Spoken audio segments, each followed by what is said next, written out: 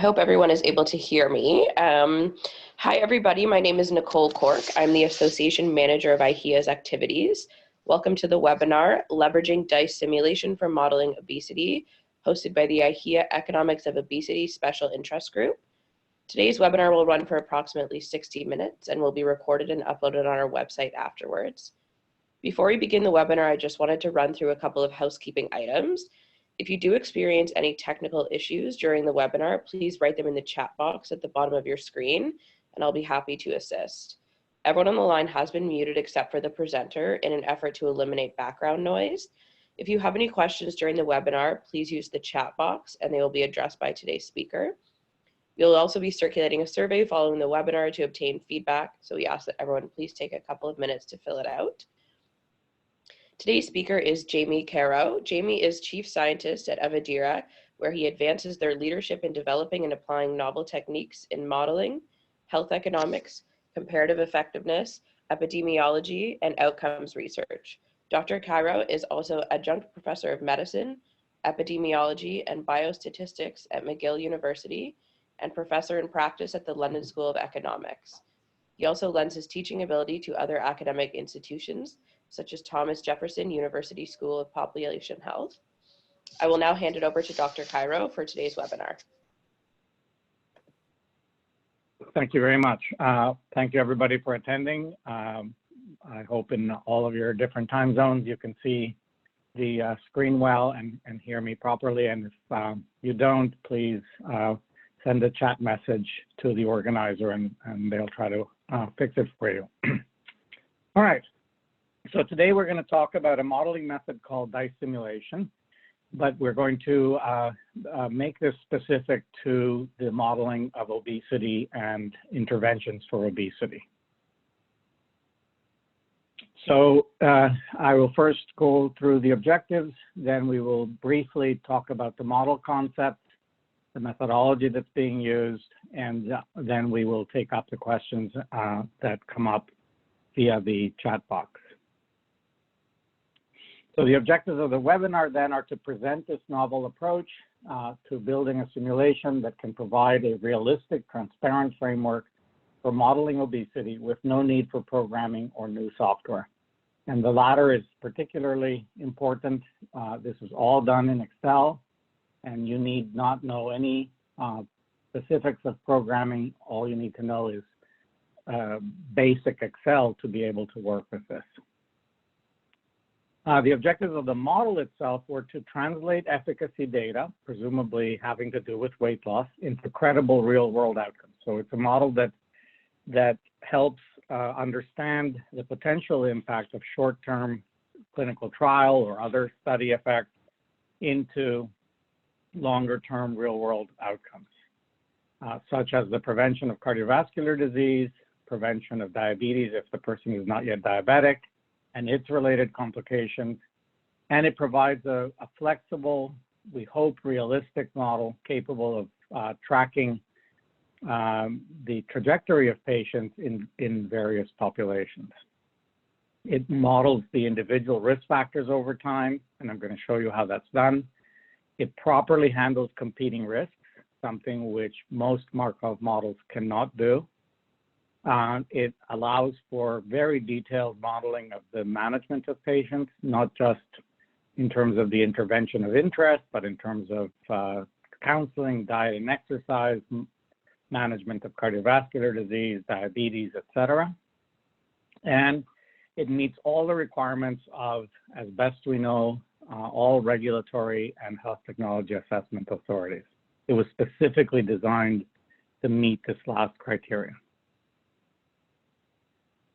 So before we get into the specifics of the obesity model, just to make sure we're all on the same page, I wanted to briefly talk about individual level simulation. So individual level simulation is something that has started about 15 years ago in our field. It's much older in the engineering areas, but really only has gained a toehold on the use of these models in the last maybe 5 years or so. It's a stochastic type of simulation, meaning that chance plays out through the simulation in terms of figuring out what will happen to specific patient profiles. It allows you to capture the individual variation in risk factors, in the treatment effect, and the disease trajectories. This is a major feature of this. And second, it minimizes the assumptions required to model complex pathways. In our field, unfortunately, the Markov modeling technique has been the predominant one, the more prevalent one, and it is an extremely limiting technique that forces you to make major assumptions to simplify the pathways and allow them to work in a Markov environment. With this type of simulation, you are pretty much free to make whatever structure makes sense to naturally capture the disease and its trajectory.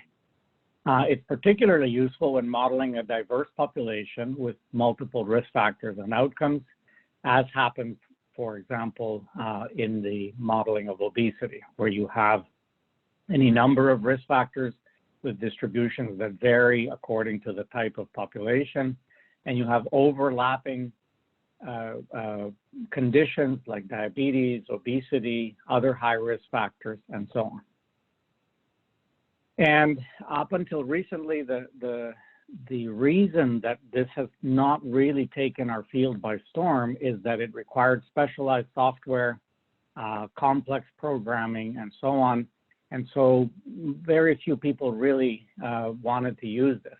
But with dice simulation, as I will show you, it resolves this completely. There is no need for this limitation anymore. Variability, what do we mean by that in terms of patients? So here's a graph from a clinical trial showing the probability of losing weight by patient ID number, and you can see enormous variability, particularly among the untreated. Some people lost a lot of, had a high probability of losing weight, others very low probability. And amongst the treated, yes, there's a separation here, but there's also quite a bit of variability and in fact overlap in the two. And this is just one very simple type of variability. This is dealt with in the model by creating an equation that looks like this, that allows you to predict or to estimate the probability of weight loss given treatment, age, race, BMI, HDL, and triglycerides. That is but one of the many equations that's in the model. In terms of the core concept then, how does it work? How do these individual models work? There's some starting point, which can be defined to suit the analysis that you're doing. It could be the start of a clinical trial, the start of treatment, a calendar start, or whatever is appropriate. There's some end point of the simulation, which again is defined by the user. It could be after 1 year, after 3 years, till everybody's dead, or whatever is appropriate for the analysis. At the start, then, you use a linked set of equations to predict the things that are of interest. These might be the time to death, the time to stroke, to myocardial infarction, hospitalizations, visits to specialists, non-compliance, etc. So there could be 15, 20 or more things that you're predicting at the start, and they're predicted for this particular patient if she continues on treatment X. Notice that non-compliance is predicted, so at some point she may not be on treatment X anymore, and you would need to repredict many of these things. So here's this patient, and we've made the predictions. The arrows indicate our time to event predictions, and we see that the first thing that will happen is a visit. And based on the characteristics at the starting point, here is the time to hospitalization, to stroke, MI, and so on. If we model this patient, we note that the endpoint that we selected for this analysis will make it so that she is still alive at the end of the simulation because her time of death is later. And in fact, she never becomes non-compliant. So what the model does is it moves that patient to that first time point. So it says nothing of interest happened during this period. So we must bring the patient to the first thing of interest that happens, which in this case is a visit to the doctor. We take the opportunity to update the characteristics, perhaps since this is a visit to the doctor, make some treatment decisions, increase dose, add a antihypertensive treatment or what have you. And then possibly we may need to repredict things because some things may have changed. So we need to ask what happens next. This becomes a new time zero for the predictions, and we repredict. And what's happened in this prediction, the hospitalization is now beyond the end time. The time of stroke is also now beyond the end time. The next thing that's going to happen is another visit, but non-compliance is now edged into the simulation time horizon. And we do this repeatedly, not just for this patient, but for any number of patients that we're simulating, and that's how we get the trajectory of the entire population. How do we do this? How do we estimate these times? So we have equations that are called quantile equations. They come from things called CDFs, cumulative distribution functions, and the way we know them in our field typically is what we call survival curves. These are not really survival in the sense of death. They're really more properly called failure time curves. And here you have the failure time curve for myocardial infarction. So this is the proportion of patients who have not yet had a myocardial infarction and they are untreated. And the way the model works with this is it uses a random number generator and it selects a number along the scale from 0 to 1. In this case, it selected 91 or so, and it finds where that crosses the curve. Obviously, it doesn't do this visually, it does this mathematically, and that gives us a time to myocardial infarction. So this particular person, if not treated, will have an MI somewhere around year 14 or so. Here is the same person if she is treated. So the treatment will delay myocardial infarction to this point, so by some 10 months or so. And it does that repeatedly for all of the events that are predicted in the model. The predictions can get fairly complicated because they may require conditional and or sequential predictions because they need to take into account what's happened before, how much time the patient has been in the analysis, and so on.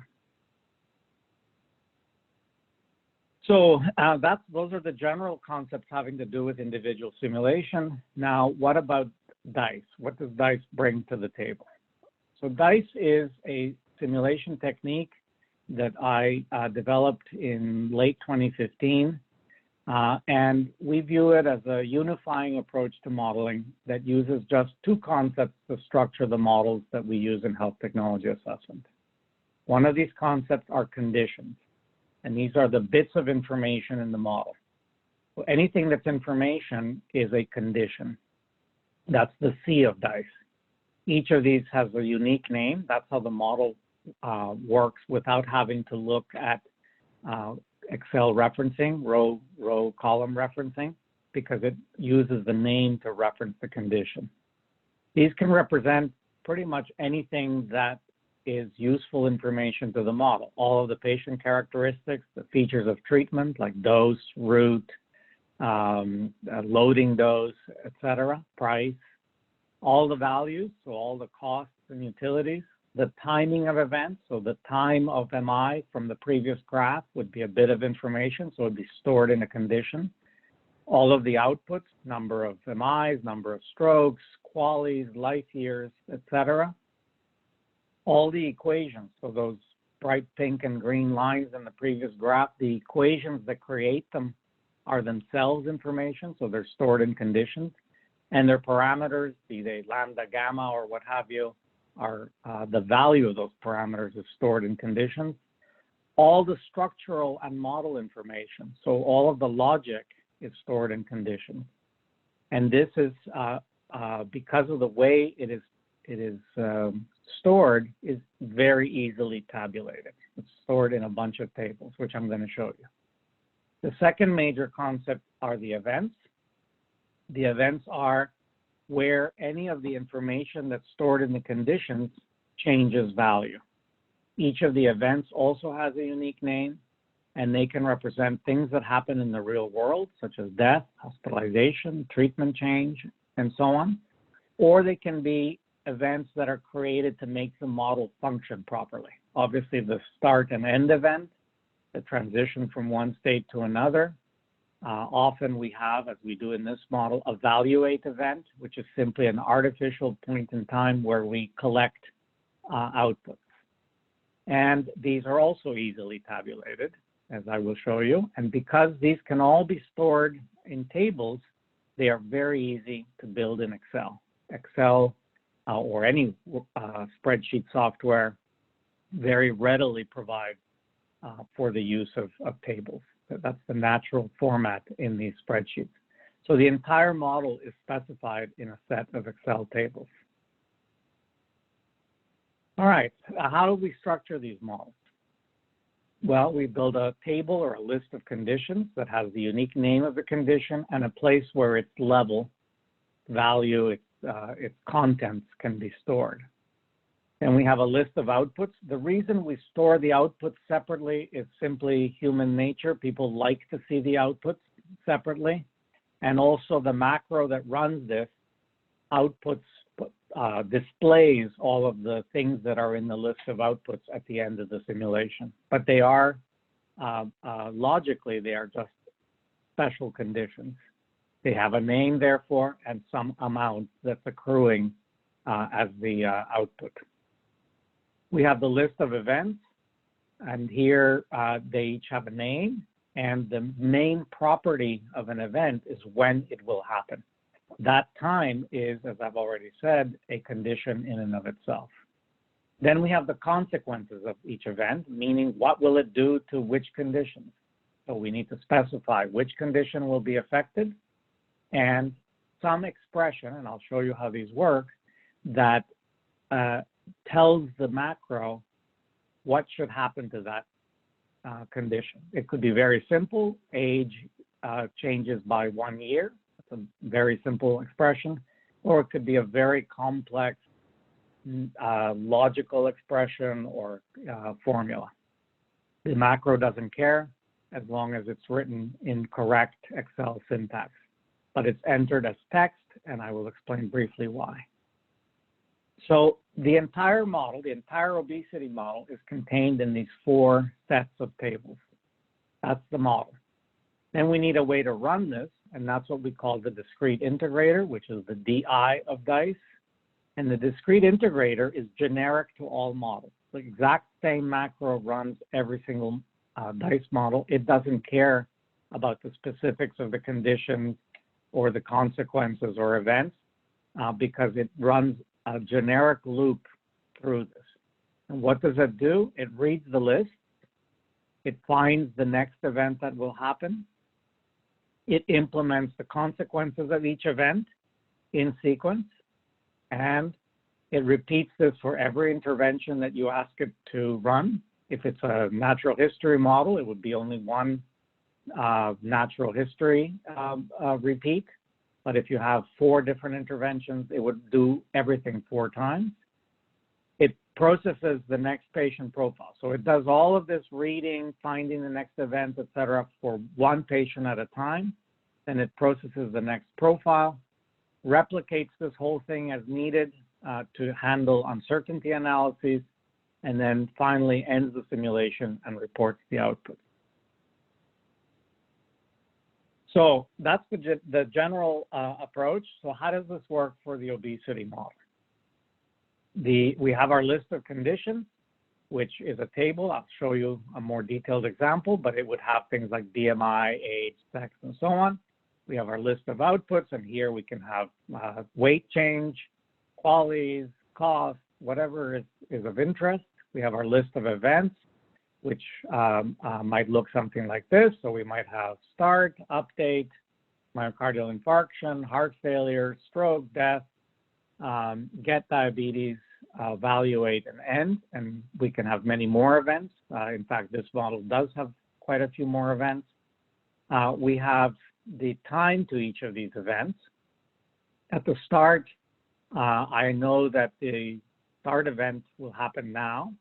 I know that the update happens with a particular frequency. I don't yet know when all of these happen, and I want to make sure that the evaluate event and the end event occur at the time horizon. And then we have the consequences for each event, and so it will look something like this. So if this is the start event, this first instruction says don't trigger the start event again for this patient. The second line says calculate the BMI based on weight and height. The next one applies a Gompertz function to calculate the time of death. And this one says now trigger the next event, which would be event 2.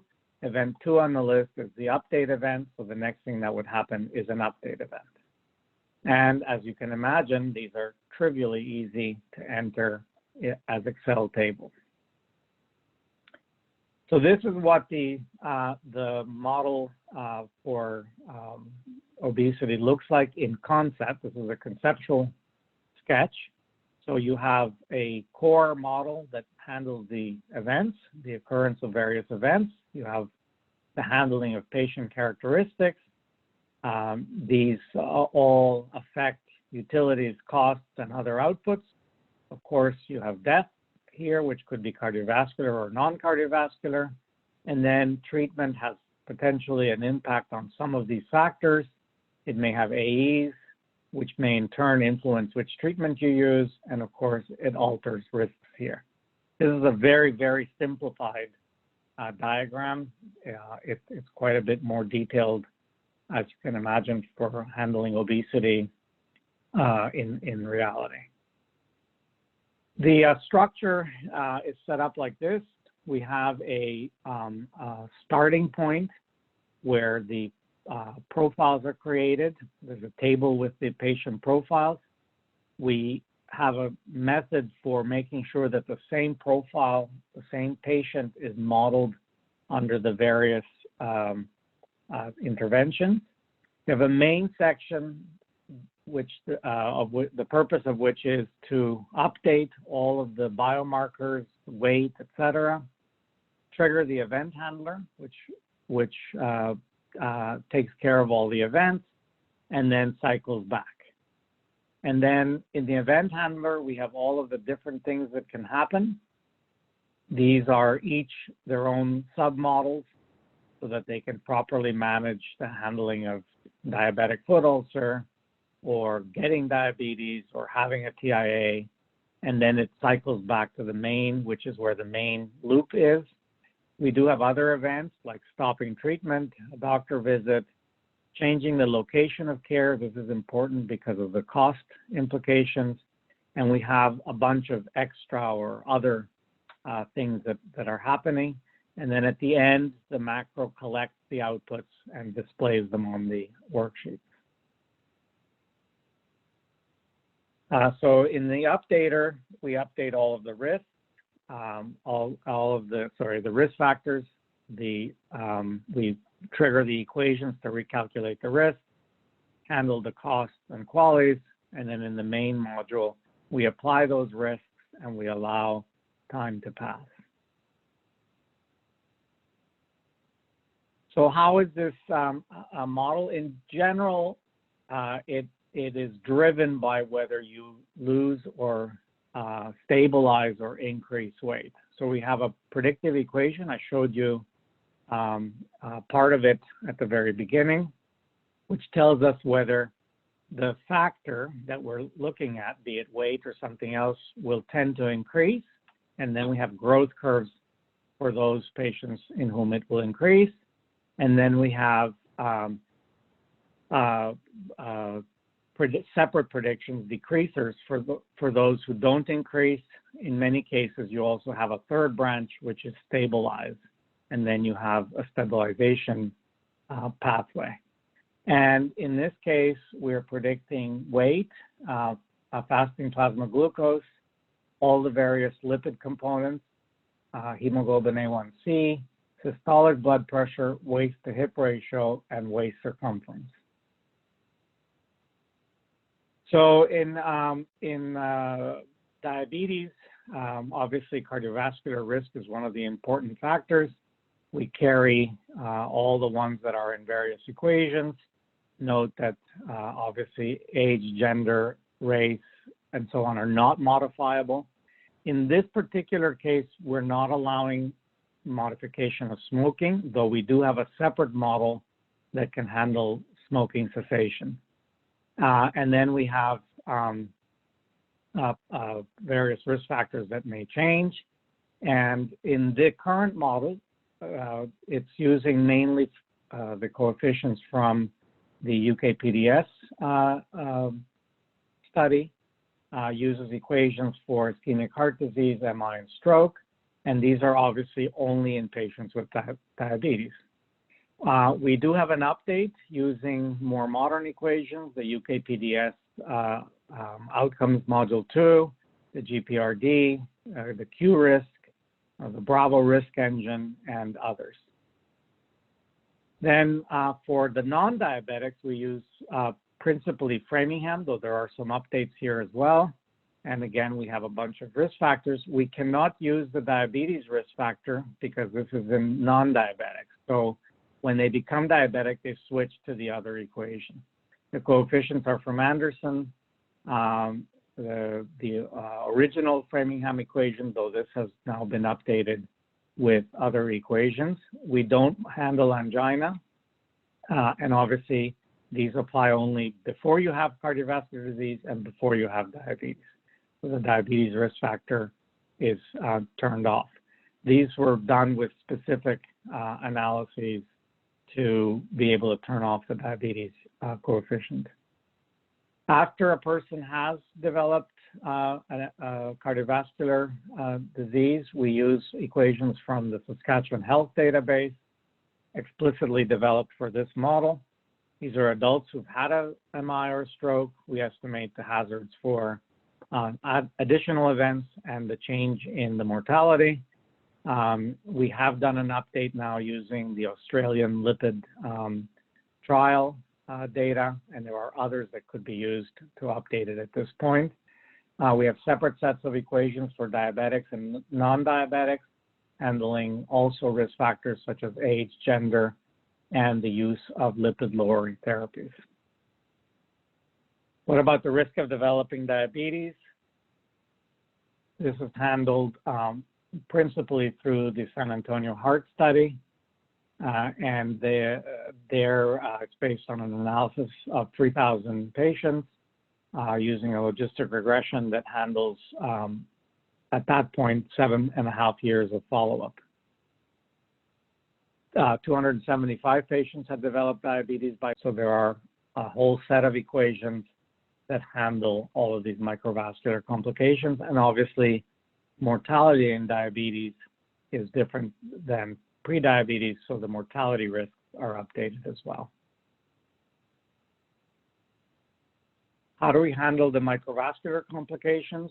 I mentioned already we have the eye disease, looking at the various stages of retinopathy and developing blindness. We do allow for treatment with photocoagulation. Some of the newer treatments that have been appearing for this are not included in the model at present. For neuropathy, we have peripheral neuropathy, foot ulcers, and amputations.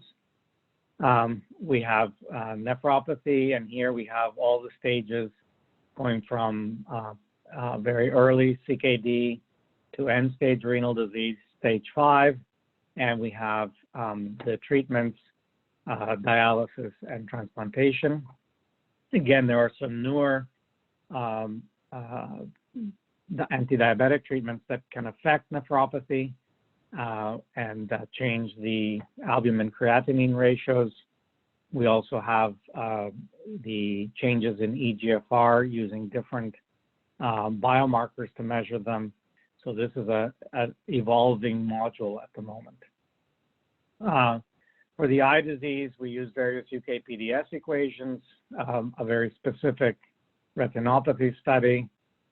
Again, UKPDS equations for neuropathy, but another separate neuropathy study done in patients in other centers. And then for nephropathy, using these equations. But as I mentioned throughout, many of these have been updated or are being updated at the moment. What about utility? So for utility, we developed a function. It's the main one in the model is for the UK, but this is replaceable by the utility function from any country. The UK one was developed from the Health Survey for England, and it relates utility to age. And it looks like this. So what you see is that utility slowly decreases with age, not much until you're post-retirement, and then it tends to drop with age. Whether this is real or not, whether this is an artifact of the questions that are asked, we're not addressing that here. We're accepting this age function of utility. But as I said, everything in the DICE model is easily replaceable. So if you have a different equation, there's no problem in switching this out. We used another study to look at utility decrements. This comes from a Welsh very long-term detailed analysis using the EQ5D instrument, and they provide utility decrements for very many different conditions. So here's an example of the tariffs for diabetes, MI, stroke, transient ischemic attack, angina, end-stage renal disease, blindness, diabetic foot ulcer, lower extremity amputation. Additional disutility is due to a second complication, third and beyond, and also a disutility for increases in BMI. Again, all of these are replaceable easily and can be added to or removed if one doesn't believe, for example, that this should be there. It's very easy to zero it out. Some important assumptions that we need to be aware of. At the moment, the model does not allow for treatment effects, continued increasing treatment effects after 1 year. So the treatment effect can be maintained, but there's no further drop in risk factors. If you stop a treatment, you lose the effect over 12 months if you had benefited, obviously. If you had not benefited, then you just continue deteriorating throughout the treatment period using whatever equations govern that deterioration. This is easy to change. Everything is easy to change, so I probably should stop harping on that. But this is very modifiable so that you can look at other stopping curves if you wish. The premature treatment discontinuation at the moment is treated independently of the treatment effects themselves. This is something that I think should change. The individuals without diabetes are assumed not to be at risk for microvascular disease. In other words, they won't develop retinopathy, peripheral neuropathy, etc. For some of these, I think that's okay. For chronic kidney disease, perhaps this should be altered, this assumption. So what outputs does this model produce? At the moment, it counts all the different types of cardiovascular events in some detail, all the different types of microvascular disease, their stage distributions and the change of stages over time, the development of diabetes, obviously deaths. It can calculate life expectancy, life years lived, and so on, QALYs, and years with diabetes. It can also look at the short-term changes due to treatment, to intervention in both cardiovascular and more specifically coronary heart disease risk factors and in any other risk factors. So these are reported as output. And then it will obviously compute or output the resource use that you are interested in and the implied direct cost, and it can calculate cost effectiveness, typically in this model using British pounds, but this currency can be modified to whatever area that you're in. And of course, everything can be discounted or undiscounted or both. We also do number needed to treat to avoid one cardiovascular event, to avoid one diabetes event. And for those who are interested in uncertainty analyses, there are 3 types of uncertainty analyses. There's a scenario analysis, which allows you to change assumptions, change structural assumptions, and so on. There's a deterministic sensitivity analysis, which builds your typical tornado graph using a 1-by-1 change in a particular factor from its highest to its lowest level. And then there is the probabilistic sensitivity analysis, and this will produce the scatter plots, cost effectiveness, acceptability curves, and so on. So what are the strengths of this model? I think that it allows quite natural representation of the course of disease. It clearly accounts for the heterogeneity in the population. It uses well-established risk equations, which I think are needing to be continually updated.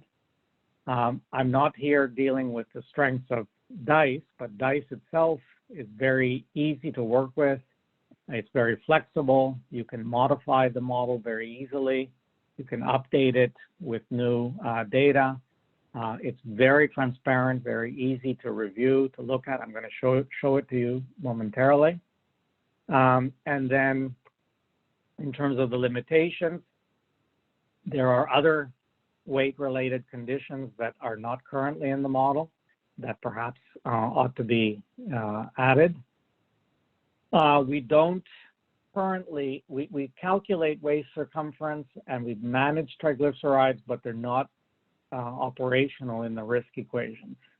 These, the risk equations, including these, remain a bit undefined, and so that ought to be corrected. And some of the equations are becoming dated despite our efforts to update the model. So I think that anybody who is going to use it today would be well advised to review all the equations and perhaps replace some of them. In terms of the limitations due to DICE, there's only really one, and that is because it's in Excel, it tends to be slow to run. We do have a compiled version that it runs much faster, but obviously when you go to a compiled version, you lose a little bit of the transparency that you get from Excel. So why should you opt for this kind of a model, whether you are using this particular one that I'm presenting or you're building your own in DICE? Why use DICE and not a standard, more traditional approach? I think the flexibility is enormous advantage of using DICE. You can modify it at all times. You can put in whatever structure makes sense for your problem. You're not stuck with states and transitions among them or anything like that. So it allows you to design your model properly and incorporate that into the DICE simulation with no imposed assumptions. It can therefore accord very closely with reality, and it handles time accurately because it does not impose any kind of cycling times or things like that. Because you write the formulas once and not multiple times, there's no copy pasting with forgetting to lock things and so on. So we have found now in repeated examples that we have much fewer opportunity for making mistakes. Because it's very fast to implement, your focus switches to designing the model properly, developing inputs, replacing the equations, etc., without having to worry about how this thing is going to be programmed. As I've mentioned multiple times, it's very easy to modify, and you can do this very quickly. If we have time, I can show you live how it's done. So this allows you to adapt to other countries, areas, and so on, and makes it much easier to incorporate the data, to handle revisions of the information about treatment and so on. It's very transparent. and it's a standard structure. Every DICE model looks identical. It has the same worksheet names, the same table names. So if you know one, you can review another quite easily. It's entirely specified in Microsoft Excel, and you therefore do not need to acquire any other software. You don't need to hire programmers to be able to modify the model or do anything with it. And it makes it a lot easier to verify and validate, since most people have at least some exposure to Excel. It's been accepted by all health authorities that we've presented it to, both regulatory and health technology assessment. Clinicians seem to have no problem working with DICE models, and many other stakeholders, both manufacturers, review groups, and so on, have had no issues with DICE that I'm aware of. All right, that concludes the slides. As you start coming up with your questions, perhaps I will briefly switch to the model and show you what the model looks like. So here is the Excel spreadsheet. This is the actual model, and this is the conditions table. And what you can see is exactly what I showed you in the slide. Here are all the conditions with their various names. Here is their starting level. So for example, the current age is reading from a variable or another condition called base age. So it starts at the base age and is then going to be updated over time.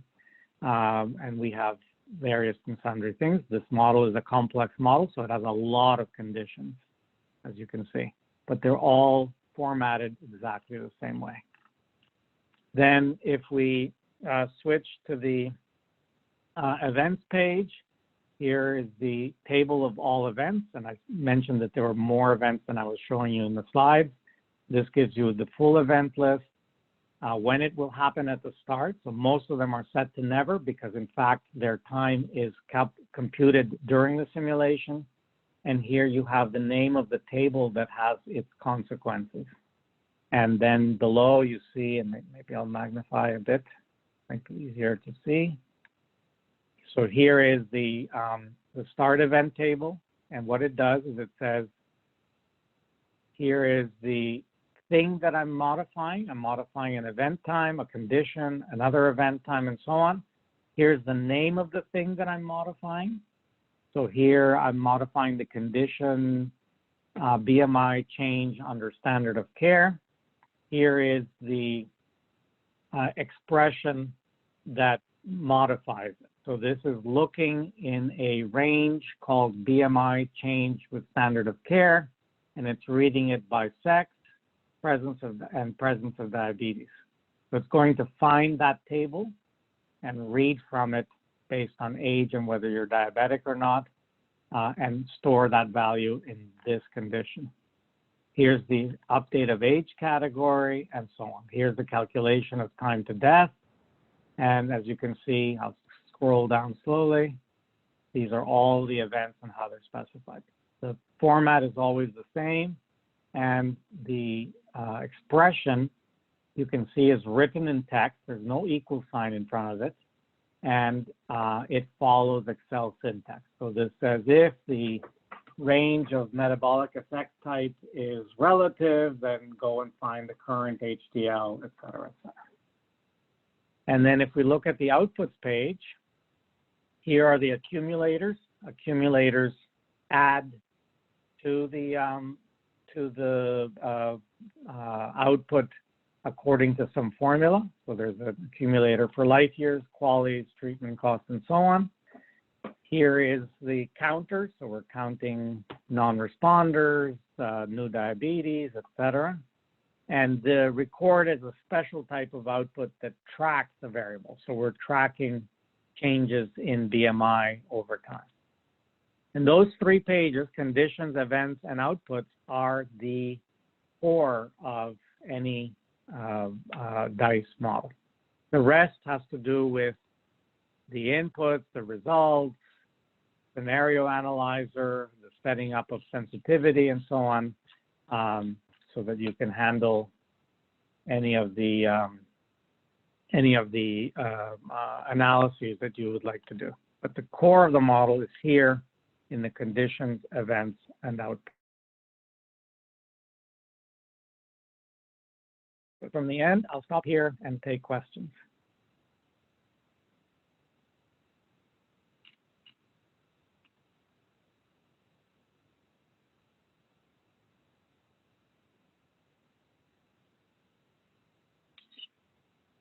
One question that you might have is, how do you get access to a model like this?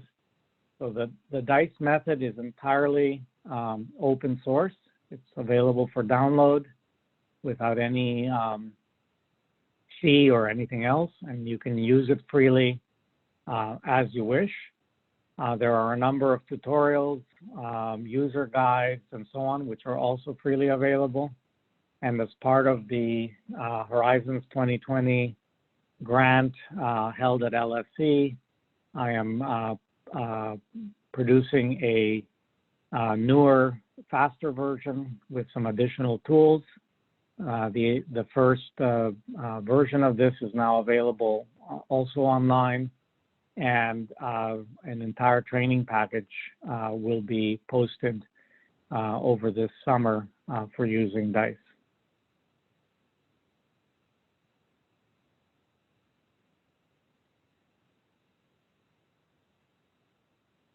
So first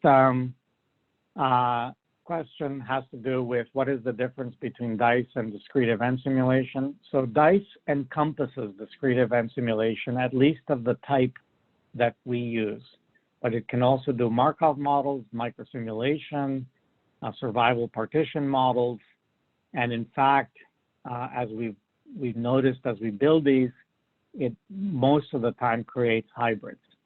Unlike discrete event simulation, you don't need entities, so you don't need anything to trigger things. You don't need to run entities, and you don't need specialized software because it's all in Excel, as I'm showing you. On the other hand, discrete event simulation allows you to do things that DICE does not allow you to do, like model physical environments with specific physical resources, cues, and things like that. And it also would not allow agent-based simulation, where you have entities called agents that run around and interact with each other and so on. So for those types of models, you should use proper discrete event simulation and proper agent-based simulation. But for the much more limited type of discrete event simulation used in our field, DICE is a much easier way to implement it.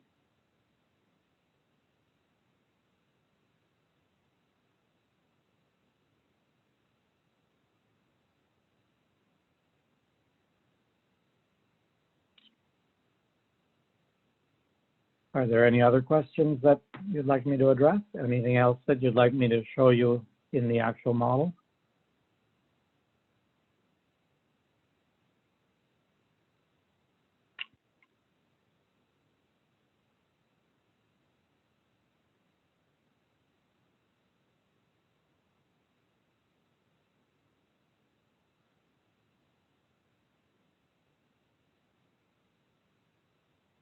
How slow is slow? Okay, good question. It depends a lot on the model structure and the number of profiles that you run, the number of repetitions, the number of treatments, and so on. So I'll give you some ranges. And obviously, it also depends on your computer, what else you have open, how much memory you have, and what have you. But on a more or less standard laptop, I don't have a particularly souped up laptop. The simple structures, Markov models, and so on run nearly instantaneously, a few seconds for 1,000 simulations, something like that, so very, very quick. More complex models, such as this one, might take minutes. So it might be a few minutes to run. The most complex models, for example, we have one in rheumatoid arthritis that's built with the French Health Authority, the HAS, That one runs, looks at 384 separate sequences of biological treatments in 1,000 different patient profiles across an entire lifetime, with very detailed modeling of all the indices of rheumatoid arthritis and so on. That one takes about 2 hours for one run. And so that's the longer, slower runs.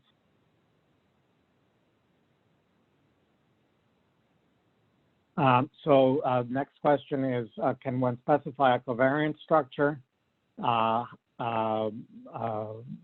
noting that the various risk equations come from different sources of information, but the various events may be correlated? Yes, very much so. So the DICE allows you to specify anything that you can write into Excel somehow. So if you can figure out how to code it in Excel, DICE can work with it. So you can do Cholesky decompositions for sensitivity analyses. You can specify detailed covariance structures. In fact, in most cases, the equations are heavily linked, so that one equation affects the other. But anything that you can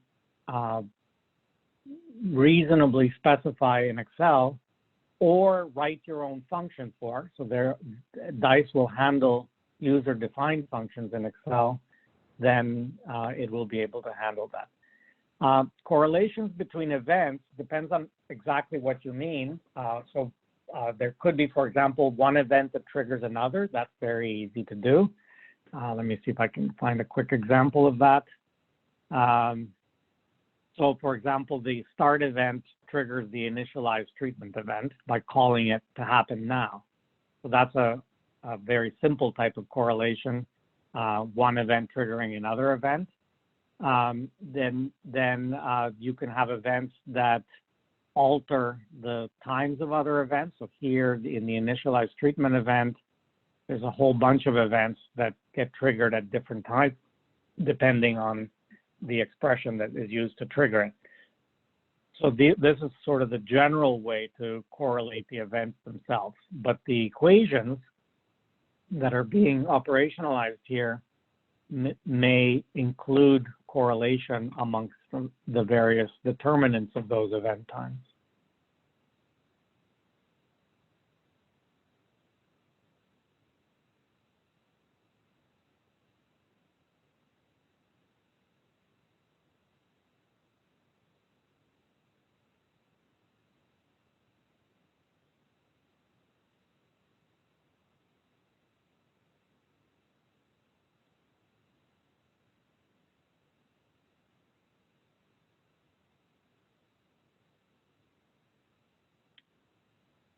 Perhaps I can show you, while you think of other questions, how DICE actually works with this this example here. So you have your list of conditions, and you have a place where you're going to store the value of each condition, and then you have your event consequence tables. So in this one, I have this start event, which says the person's alive, age 55, sex female, quality of life depends on whether it's a male or female. And so what the macro does is it operationalizes that each row. So it reads the row of this table and says, oh, you want me to find something called alive and set it to yes. So it finds the condition called alive. In fact, this cell is named alive, and it just types yes in there. Then it moves to the next row. Says, oh, you want me to find a condition called age, and type 55 in there. A condition called sex, and type female in there. Here it's a little bit more complicated. You want me to look at the sex condition, and if it's female, find a condition called quality of life and type 80 in there, and that's what it does. And it just does that repeatedly, table after table, until it hits an event called end, and then it stops.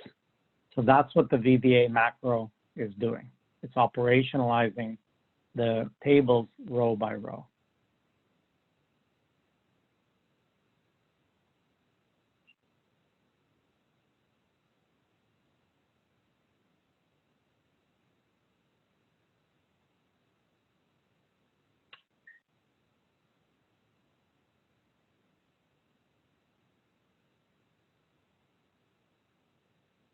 All right, well, if there are no further questions, I think we can close the webinar now.